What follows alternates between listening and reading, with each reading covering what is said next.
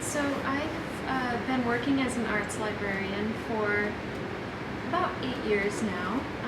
I started out, I became interested in libraries while I was working in a stockroom, actually a retail stockroom I was managing, working the night shift, and was really interested in, I really enjoyed logistics, the organization of the stockroom, managing people, working with clients. And simultaneously, while I was doing that work, I was volunteering at the public library in the arts department. I have a bachelor's degree from the University of Washington, and so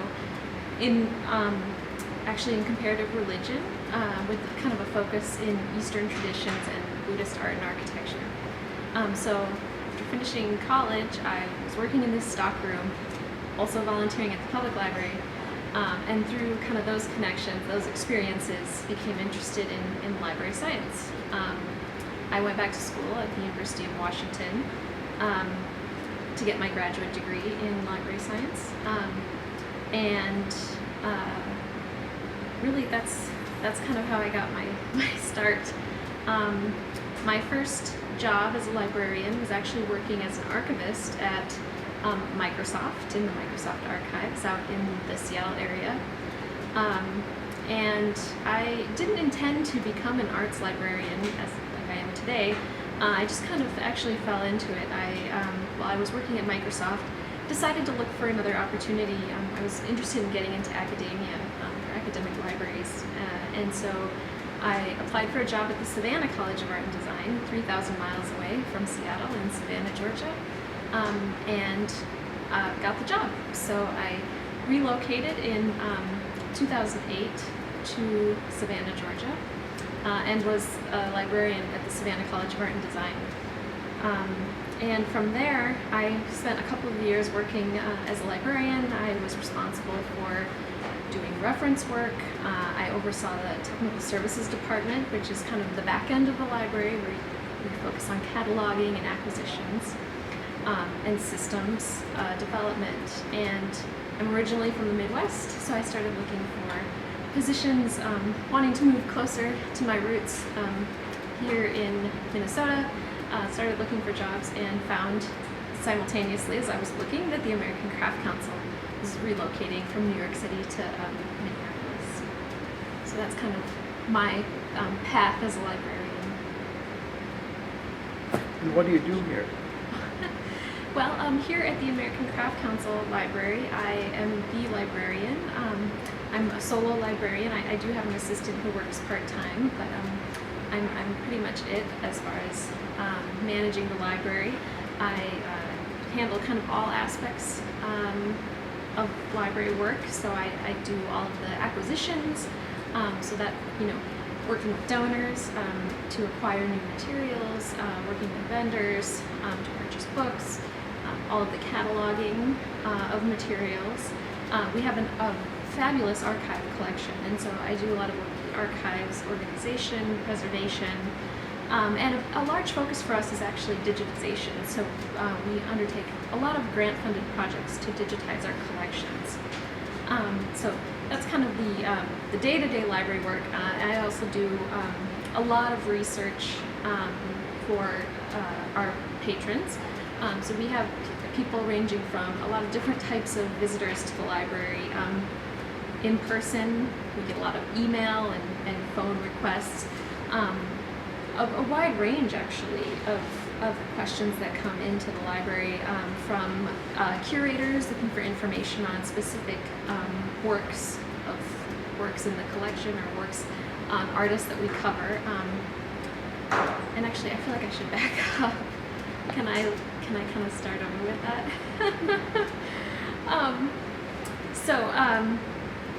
The American Craft Council Library has been around since the early 1950s, or been part of the American Craft Council since the early 1950s. Our collection focuses on post-World War II contemporary craft. And by craft, we cover a lot of different mediums, but we really focus on ceramics, glass, fiber, metal, jewelry, and wood. So those are kind of our primary areas in which we collect collect information on artists, exhibitions, organizations, other craft organizations, and the overall kind of history of the development of the contemporary craft movement in the United States. A lot of the work that I do here is research for scholars, curators who are looking for information on artists. We have a spectacular archive documenting with a lot of ephemera, rare photographs, catalogs, information on artists that can only be found in our collections. And so a lot of my work is to identify those materials for researchers who are interested in learning more in the development of their own catalogs and exhibitions. We also work quite a bit with artists in the library. We get artists who come in looking for information on anything from starting a career in the crafts to business advice, or how to start a business, how to enter a craft show, different techniques, all sorts of questions that come through on a daily basis. Primarily, we are open to the public, so we get visitors who come in, and anybody's welcome to come in. Members of the American Craft Council and non-members, Monday through Friday, 10 to 5 are our hours. So we have artists walking in looking for information, but then we also do a lot of email and phone reference as well.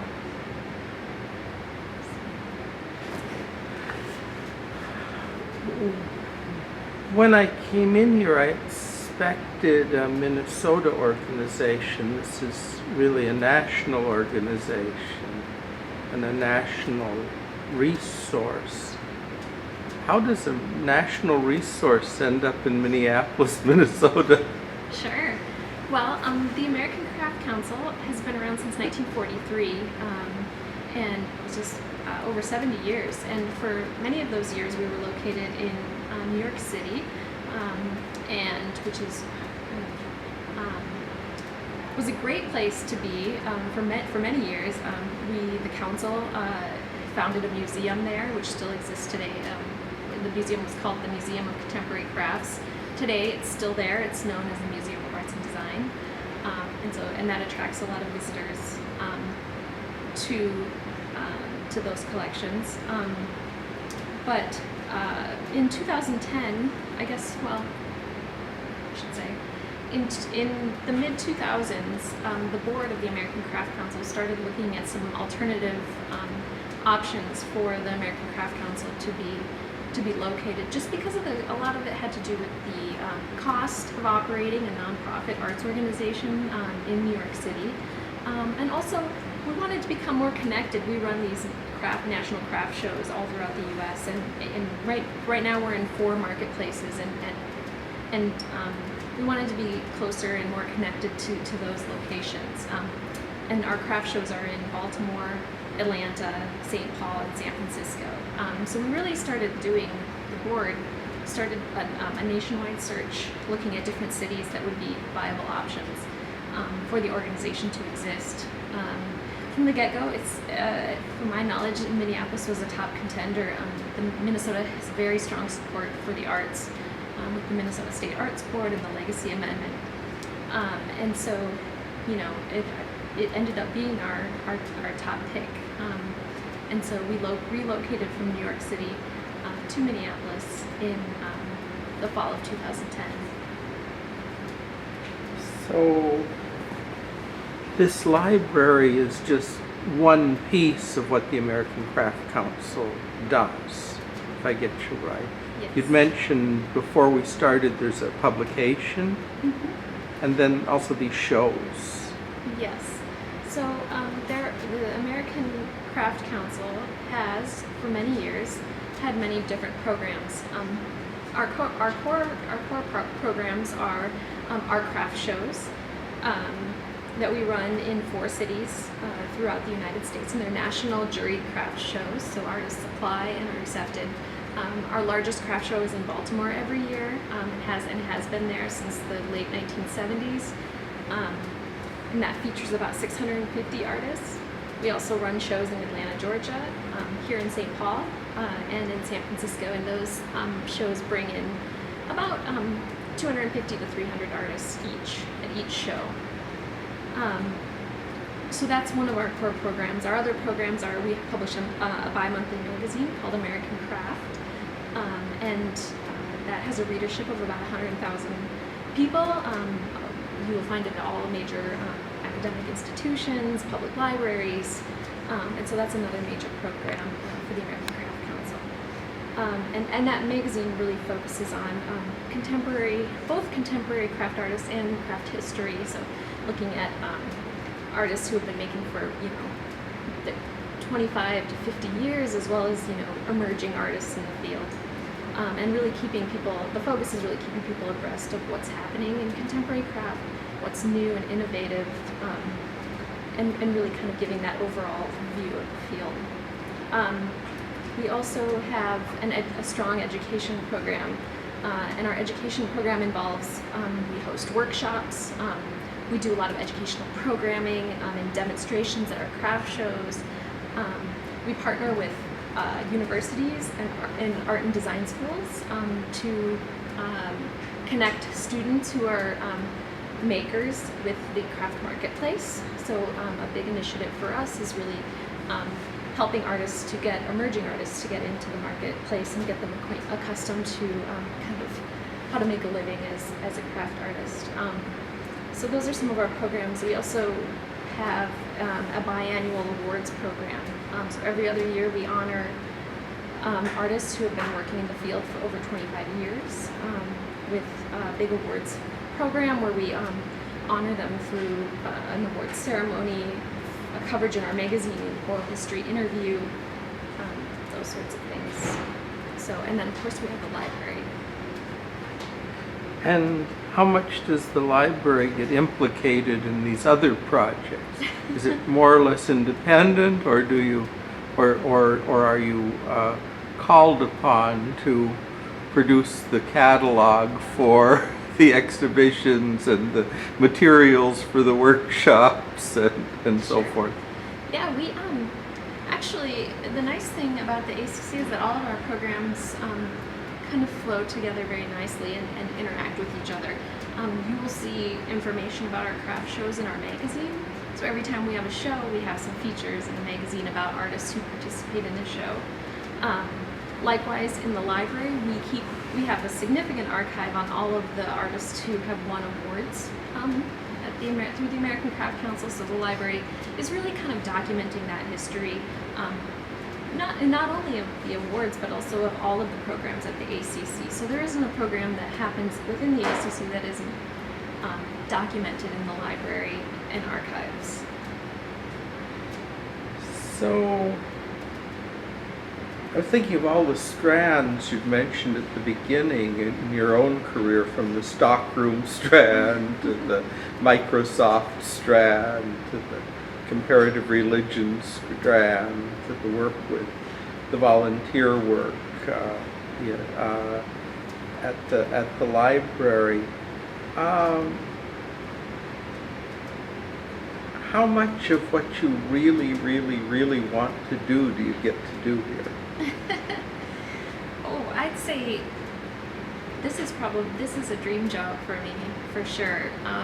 I really love working with artists. I'm a huge fan. Before I even came to work at the American Craft Council, I've been a huge fan, particularly of textile art, for many years. I'm also really interested in folk art and contemporary art, and so to be able to spend every day of my life working with artists, working with curators on exhibitions, doing a lot of research in the arts is just an absolute pleasure. And I feel like all of the experiences that I had in my former careers has kind of led me to this point, and all of my kind of background has kind of prepared me for this position. So amidst all of the essentially stockroom work, which I'm sure is a big piece of what you do, your understanding of craft is actually deepening. Oh, yes, for sure. Deepening. I mean, I've been working here for about 5 years now, and I learn something new every day. I get to read something new every day that I haven't covered before, or I discover an artist that I didn't know about. Every time I'm asked to do some research by a curator, an artist, a scholar. There are new things to discover, and that's the exciting thing of working in a library of this nature, where we have a lot of different facets in our collections. We have our books and exhibition catalogs. We have artist files, which are individual files on artists. We have about 3,500 files just containing clippings, photographs, slides on individual artists, and then of course through our archive. So every day I'm coming across things that I haven't seen before, even 5 years in. So I think it's pretty generally understood how a librarian works with a scholar, or even with a museum show, but working with an artist might be a matter a little bit outside of people's understanding. Can you say a little bit about what comes up in a librarian working with an artist? Sure.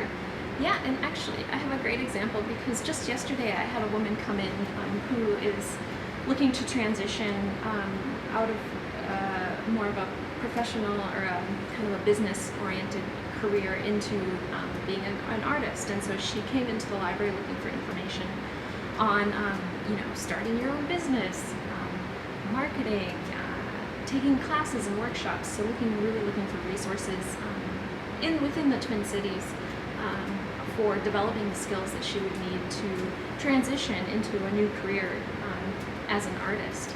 And certainly those are probably the most challenging questions that we get in the library.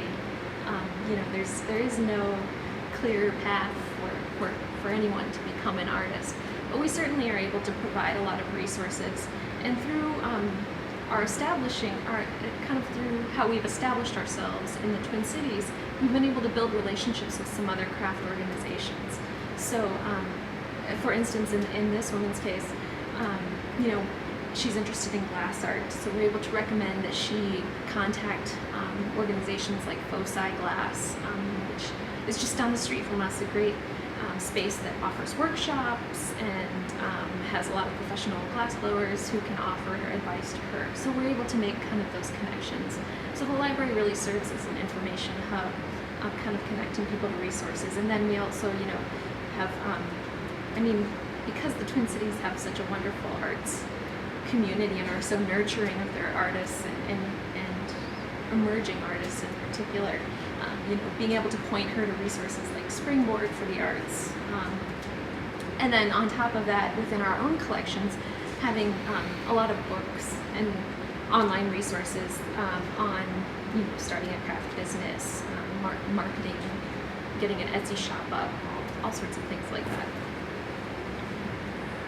You'd mentioned the digitization grants that you've gotten from time to time, and Etsy came up just now. I mean, if you were beginning a job as a librarian 25, 30 years ago, the fact that there was this huge expanding and basically uncatalogued digital world parallel to the relatively controlled world of these publications, plus the archives that you've got a catalog of, that wouldn't have been a problem. Yeah. Or an opportunity. And I'm wondering how it is for you as a librarian who now realizes that a bunch of the resources relevant to your patrons are being generated in Mumbai by people you've never met under names you don't understand. Yeah. I mean, one of the greatest challenges, I think, that I find myself facing, and I think the library field in general is facing, is just the way to get information online to users, interacting with users who are accustomed to a new way of searching, with the Google box, and the way that we find and utilize information has changed. It's just changed vastly even over just the past couple years. And for us in particular, actually, for the American Craft Council, as a national organization, we have constituents all over the country, all over the world, who are looking for information. So that's why, it's kind of a core part of our organization's strategic plan to make our materials available online and to make them openly and freely accessible online. And so we do invest a lot of time into digitization work. So right now we're doing a lot of digitization work on our magazine, back issues of our magazine. So we've been publishing our magazine, which is called American Craft, and up until between 1941 and 1979 was called Craft Horizons. So we've been digitizing all of our back issues of that magazine and just putting them online and making them freely accessible through our website. And so kind of increasing access to our history and through our history, actually through the history of the contemporary craft movement in general, because the American Craft Council has been so involved in the development of contemporary craft. And we're also been doing a lot of work to digitize our archives, so we're putting a lot of information about exhibitions, conferences, and artists, really important artists in the field who have led kind of in a lot of the innovations that have happened in the fields, in techniques being used in glass and ceramics and textiles and metal and wood. So really putting that information online and making it freely accessible to people is a big focus for us. You must maintain a sort of monster of a website then. Yeah, we have, we use a specialized database that we have to kind of collect and store all of our digitized content. So we make all of that kind of freely available and searchable online through this database, which you can get to through our website. And we use a lot of that content, to reflect back on where we've come from, but also, as we look forward, we're constantly referencing the past and our past programs and artists. And certainly, not only do we have researchers coming in from the outside looking at our collections, but in-house, when we're working on articles for our magazine, when we're looking at our craft shows, we're referencing materials from our past. So, what are you working on currently? What are the current attractions? Sure. Well, at present we are in the third phase of an NEA grant, or a series of grants that we've received from the National Endowment for the Arts, the NEA, to digitize, to continue digitizing our magazine and some of our photographs and exhibition catalogs and archival content. So we have done work on digitizing some of our earliest materials, and now we're looking more at, so we've done the 40s through the 60s, and now we're looking at digitizing the late 60s through the 1990s. So that's a current project for us. And one of the most exciting things that we're working on right now is digitizing some video and audio footage from the 1950s and 1960s, interviews with artists, artists like Peter Volkos, who's a big-time ceramist, textile artist Lenore Tawney, so we're Warren McKenzie, who's a local Minnesota-based ceramist. So we are digitizing some interviews with these artists that have never been seen before, actually, or not seen by us. There are a lot of old film reels, film and audio reels that we've had to send out to a special company to be scanned, and so we're really looking forward to that content coming back and to adding that to our collections.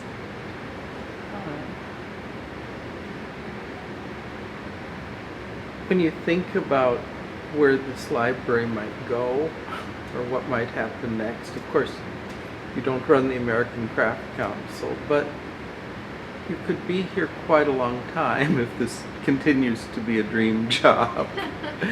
And I'm wondering, what your dreams are for this thing. Does it make sense that you just keep doing what you're doing a little bit better every year? Does that sum it up, or are there things you kind of would like to try, would like to explore, would like to at least, write grants about? Well, I think, it's a constant struggle to engage audiences and get visitors into the library. We do a lot of educational programming. We have a monthly lecture series in the fall and in the spring that attracts visitors to the library. And when they get here for their programs, they see the materials that we have, and they're shocked. And so, I think we're constantly working on engaging audiences that aren't familiar with the American Craft Council or with our library and archives. And so that's going to be a continued process for us, is kind of connecting with new users. I think building our online collections is really going to be our focus for the foreseeable future. And that's very exciting, and certainly getting, like I said, this video and audio content online, this very historic footage that's never been seen before, and connecting with users virtually is very important to us. And also continuing to build our community and build the craft community, to make connections, to continue to archive materials, maybe not so much physically anymore, but digitally, that really kind of detail the careers and the studios and the works of craft artists. So that's something that really excites me. It's just working with individual artists to archive their materials and make sure that their legacies live on. Thank you.